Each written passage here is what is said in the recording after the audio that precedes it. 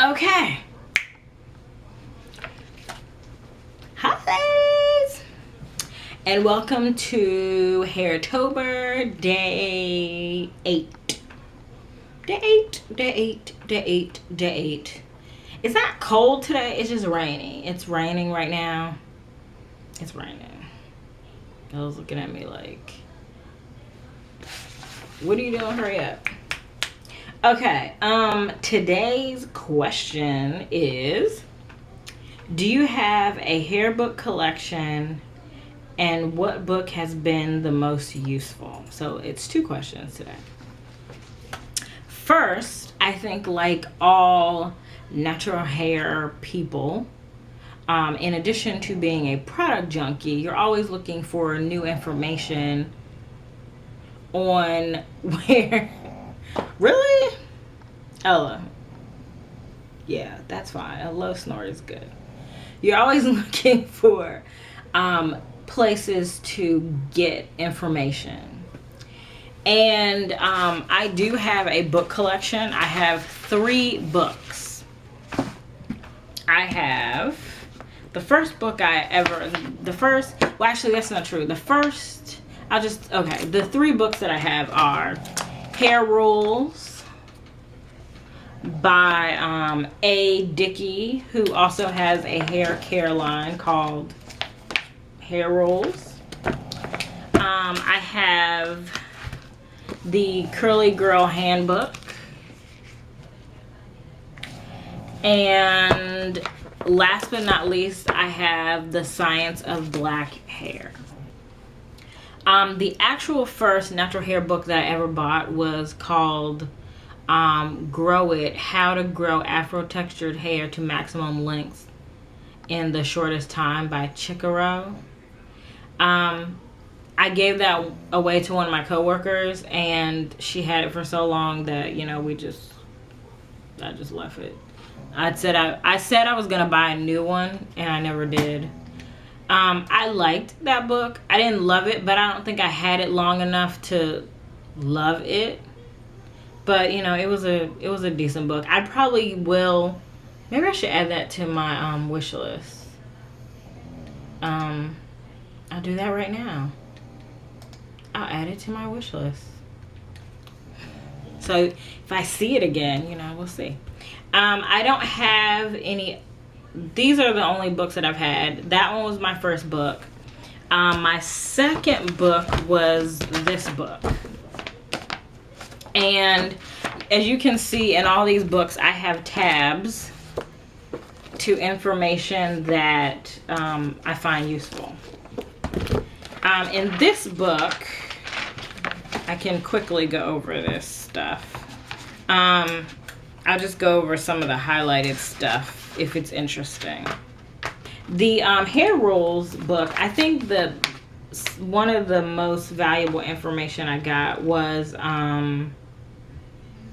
this, and this was about conditioning. And what I have highlighted, I'm one of those people, when it's books that I feel like the information is useful, I'm big on highlighters and flags, and this is why. See, I don't know if you can see a whole bunch of highlighting and flags. Okay, things like if you have kinky or curly hair, there's no such thing as over conditioning. You're only supposed to apply it to the ends of your hair. It says it is the ends, the furthest away from the scalp, that most need and will benefit from conditioner. And it says the art of using conditioner is that you should rinse it out just enough to leave your hair feeling soft. It talks about different things you can use for conditioner, and one of the things it talks about is cholesterol being one of those things. I don't necessarily know if I've ever used cholesterol on my natural hair. I have used cholesterol on my relaxed hair, but I have never done it on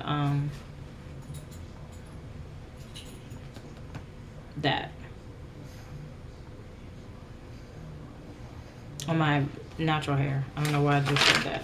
Okay, this is another one that I got, little insightful thing that I got that actually has been extremely helpful. And it says, do not run your fingers through your hair, upsetting the curl. Instead, section your hair and gently squeeze in, leave-in conditioner or conditioning gel. And that is essentially how I do my hair. And that's why I actually like washing my hair in twists, for that reason. So that I'm not raking stuff through my hair. I just kind of squeeze through it. It's actually very helpful. I think those were the ones, basically out of this book, I got a better understanding of how to condition my hair. This is about roller setting. That's irrelevant. Okay. The next book I got, well, let me do this one. Let's talk about the Curly Girl book. And this is a book that everyone talks about. This is the actual method that I use. But it's Curly Girl with a twist, because this actual, in my opinion, the Curly Girl method is essentially no sulfates, no silicones.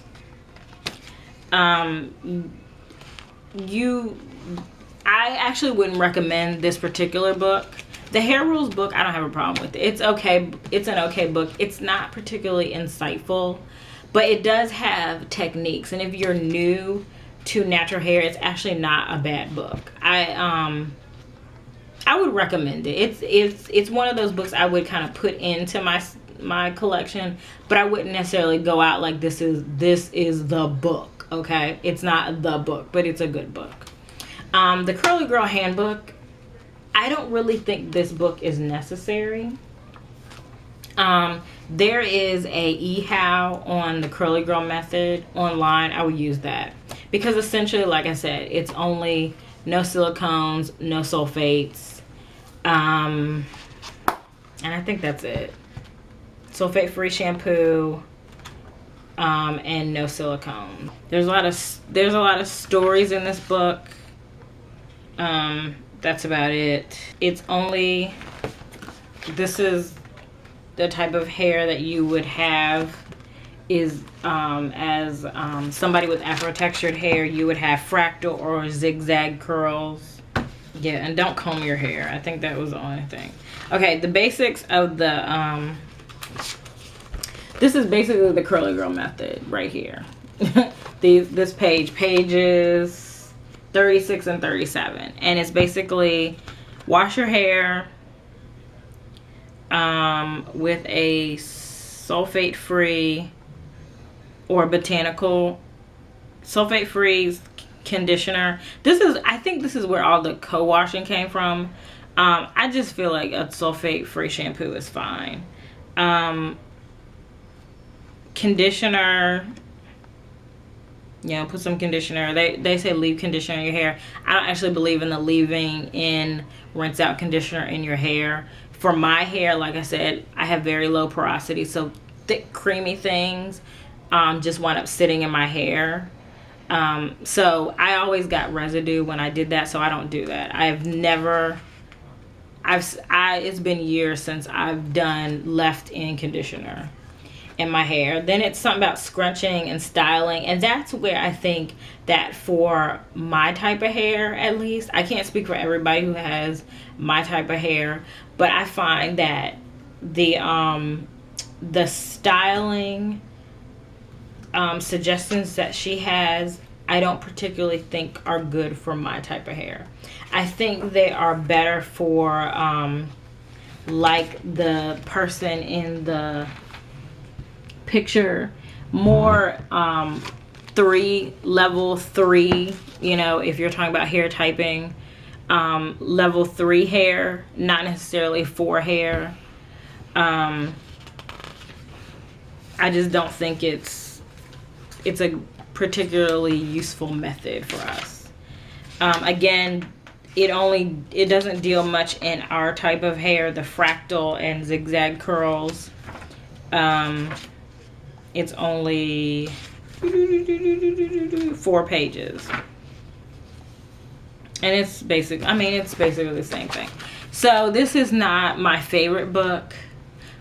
I would pick out some other stuff. It's not that deep, this particular book. I don't know. I don't really like that book. I'm just, you know, babbling on, but I don't really like that book. Okay, now the book that I think has been the most useful, and I have the most tabs and highlights and all kinds of stuff, is The Science of Black Hair. And this is a book that I actually go back to all the time. Whenever I'm having a particular issue with my hair, this is the book that I go to. And the reason why is because it gets deep into not only our type of hair, but the different issues that we have with it and how to develop a regimen, things like that. If I wanted one book to kind of talk about how to take care of my hair, it's this one. And the funny thing is, I always joke, and I'm serious, I'm actually dead serious about it though. If I had known then, when I was relaxed, what I know now as a natural, I would have had even healthier hair than I did before. And I had long, healthy hair. But I feel like if I had known then what I know now, oh please, I would have never had any type of breakage or anything like that, because I would have known how to take care of my hair in a way that I didn't know at the time. This is the book that I actually went to when I was having an issue with my hair just being constantly waterlogged, and I didn't know how to deal with it. So I pulled out this book, and this is where it talked about adding protein into my regimen.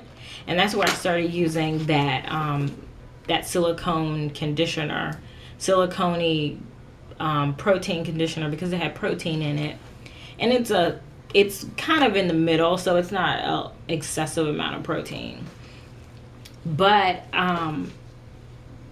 this is basically my resource, I should say, in kind of dealing with and understanding what products work best in my hair. Another suggestion that I got from this, and it was from reading it. I mean, she does have, this book is by Audrey Davis I can't pronounce her last name, but I'll put a link to the book, the Amazon link, down in the description bar. But she does have suggestions for products, but I have to admit that what I like about this is that she also breaks products down, that what you should be looking for. And this book is the reason why I have moved to a oil-based moisturizer for my hair as opposed to a water-based moisturizer for my hair, because for me, water is basically the only thing that does penetrate my hair. And I talked a little bit about that when I was talking about hair typing. Water is the only thing that penetrates my hair. Everything else doesn't. The thinner it is, the more likely it is to penetrate. Thick things don't. So if I'm trying to lock in moisture, what I use my porosity against itself, and I make sure my hair is extremely well moisturized, and then I basically seal it in. And what it does is it protects all the water that's in there, and then I actually use a styler over top of it, and so my hair doesn't dry out. Like even now, I haven't put any moisturizer in my hair in a few days, and I can take out my hair right now and my hair will be soft and moisturized like I moisturized it a few hours ago. It's really good. And again, it's because I read this book, and that's why I like this as a reference for everything. If you have an issue, just go to a chapter on it. Like here is where it says you need protein. You need more protein if your wet hair feels weak, gummy, and limp. Your hair stretches and stretches before breaking. And it's just good. I really like this book. And this is not just a book for natural hair. This is a book for about black hair. It actually goes into relaxing and hair color and things like that. Matter of fact, here's a whole section on hair coloring. What is it called? Chapter 9, coloring textured hair. See? I don't know if you can see. You probably can't see from here. But so if there was one book I would actually recommend, it would be this one. I do actually want to get some more books though, because I've always wanted to try the what is it called? The tightly curly method. I've always wanted to try that one. I don't know. I haven't decided if I'm actually going to though, but I've always wanted to try that one. It says one left in stock. Interesting. So if I bought it right now, it's one left in stock for $12, but I don't want it right now, so hopefully they'll order some more next time when I want it. So that's it. I have babbled on a lot today. I do have some other stuff. Oh, here's another. I think, like I said, for the curly girl method, I actually recommend websites.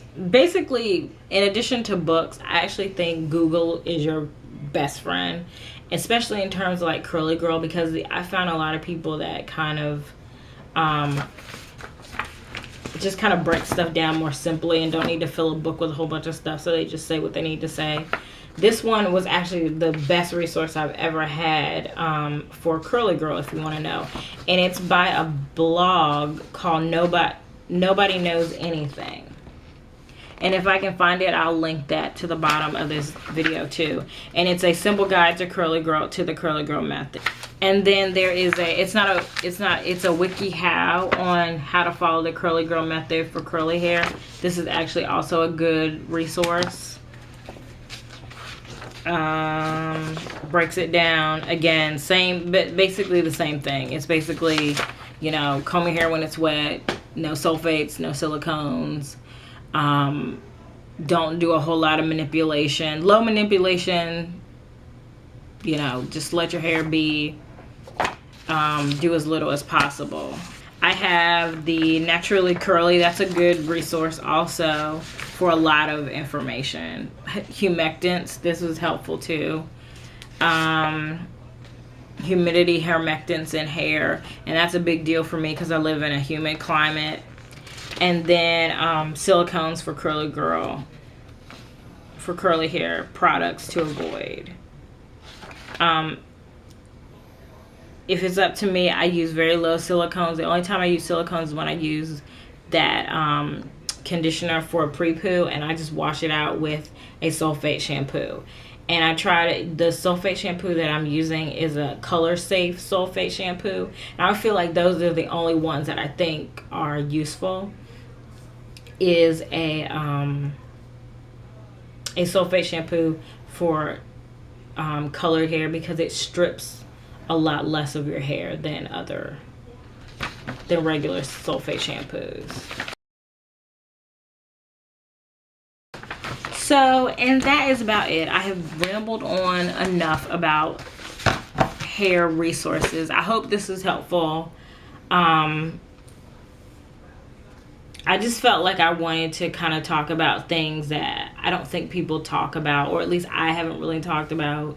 I've done a lot of product reviews, but I haven't really talked about, you know, given my thoughts on, you know, different things, or talked about things that weren't actually product reviews. I may talk a little bit about why I use a particular product a certain way because through a product review, but that's why I felt like Hairtober would be a useful thing for me. But my camera is about to die, so basically, see, my camera died, so that meant I talked too long. Well, it didn't die, it cut off. So I think that means it's time for me to go. Plus Ella has decided to start snoring. So that's definitely my cue that it's time to close it up for the night. So until tomorrow, bye.